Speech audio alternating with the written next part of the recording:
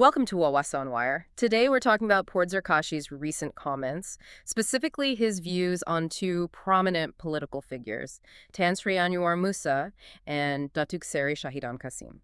Right. Both formerly with United Malay's National Organization, UMNO. Exactly, UMNO.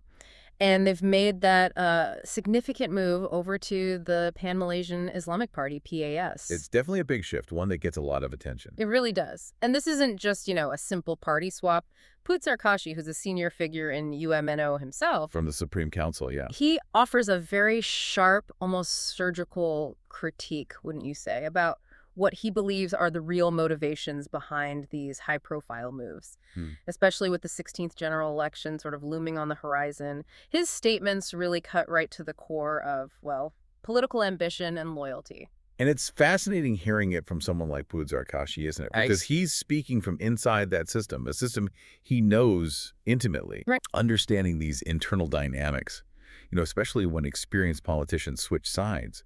It's just crucial if you want to make sense of the bigger political picture. Absolutely. We're not just looking at a membership change here. We're trying to figure out the deeper drives, the true reasons for loyalty, or maybe more pointedly, for defection in our political scene. They're looking beyond just the headlines. Exactly. Trying to get to the heart of what's actually going on. And Puad Zarkashi, well, he definitely doesn't mince his words on their motivations, does he? Not at all. Quite direct. He makes a very direct claim about Tan Sri Annuar Musa and Dato Shahidan Kassim. Basically, from his viewpoint, joining PAS was primarily strategic, a calculation. Okay. He sees it as a move, mainly to secure their political candidacy, make sure they can win in the upcoming GE16. Especially after they were, well, shown the door at UMNO. Precisely, after being expelled. Yeah. So Puad strongly suggests this wasn't about, genuinely buying into PAS's long-standing struggle or its core ideology as an Islamic party. He thinks it's just a calculated step, purely for their own political survival and, well, future election chances. That really brings up a fundamental question, one you see everywhere, not just here. What's the actual line between, genuine ideological alignment and just smart political maneuvering? It's a tough one. It is. It's a classic tension. We often see personal political survival or even just needing a platform to run on, sometimes seeming to outweigh, deeply held party principles. Especially when maybe their path in the old party is blocked. Exactly. When that power base isn't secure anymore. So Puad Zarkashi's claim, it forces us to think, is it a real change of heart or is it just pragmatic repositioning? Yeah. And analyzing that difference, that's where the weight of his claim lies, because it really affects how we see the integrity of parties and political loyalty itself. It really does make you stop and think. And it's a question for everyone watching, I suppose. Do you think politicians often put personal gain, like securing their seat, ahead of the party's core beliefs? It's a common perception, right? It often shapes public trust or lack thereof. Puad Zarkashi seems pretty sure he knows the answer in this specific case. And he goes further, pointing to what he sees as a clear lack of ideological conviction. Okay, how so? Well, he specifically noted, and this is Puad's observation, that they were never heard arguing that PAS is a party that upholds God's law because they themselves don't believe it. That's a direct quote attributed to him. Wow, that's quite pointed. It is.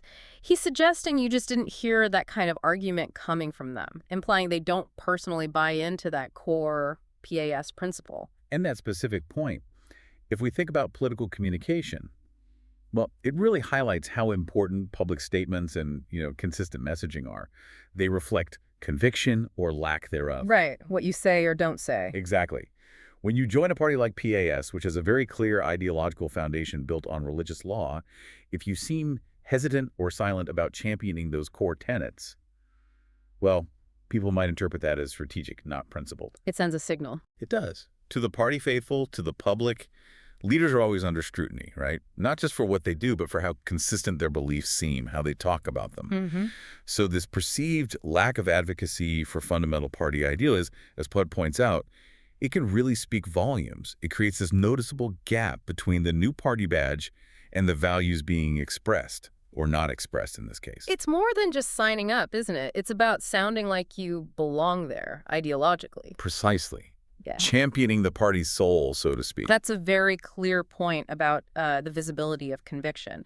And Puad doesn't just stop at their personal beliefs. He also talks about the actual impact, or maybe the lack of impact, on their old party, UMNO. Oh, interesting. What was his take there? He observed that even though these were prominent figures leaving, their defections didn't really trigger a mass exodus from UMNO. No big wave of members or leaders following Annuar Musa and Shahidan Kassim over to PAS. So, not the domino effect some might have expected. Apparently not. Poot specifically said UNO members were not affected in a major way. The party base didn't seem particularly swayed by their departure. Now, that is fascinating because it gives you this dual perspective. How do you mean?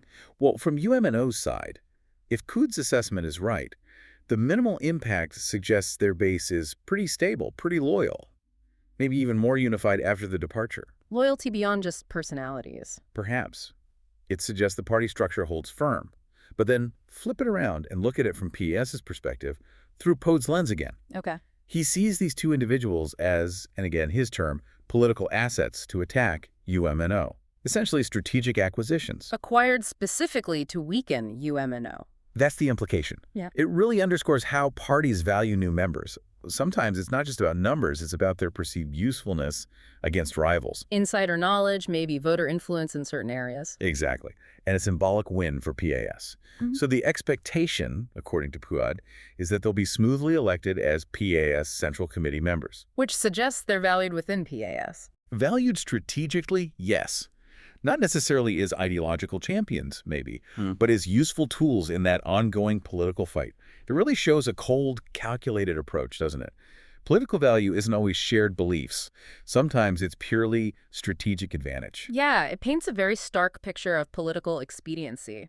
Puad statements, taken together, they offer this really sharp critique, don't they? It's all about the motives behind these moves. He's suggesting this mix of personal ambition, maybe needing a political home, and strategic party alignment. Not so much about deep ideological belief driving things. It's about securing a position, staying relevant. And maybe weakening your old rivals in the process. It does make you wonder how often these calculations are the real drivers behind big political shifts we see. It really does.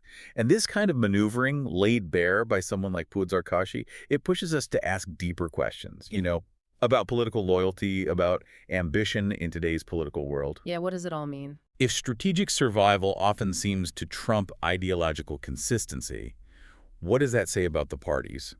And maybe more importantly, what about the voters? How do they sort through genuine commitment versus opportunistic moves? It makes things complicated for voters. Very. And how do these shifts, driven by strategy, ultimately impact government stability and the trust people have in their leaders? It's this complex dance, isn't it? Power and principle, always interacting. Constantly shifting. Leaves you thinking about the real motivations behind political loyalty today. Absolutely. The intricate world of politics certainly keeps us watching, with new dynamics always emerging. Always something to analyze. Remember to like and subscribe for more videos like this.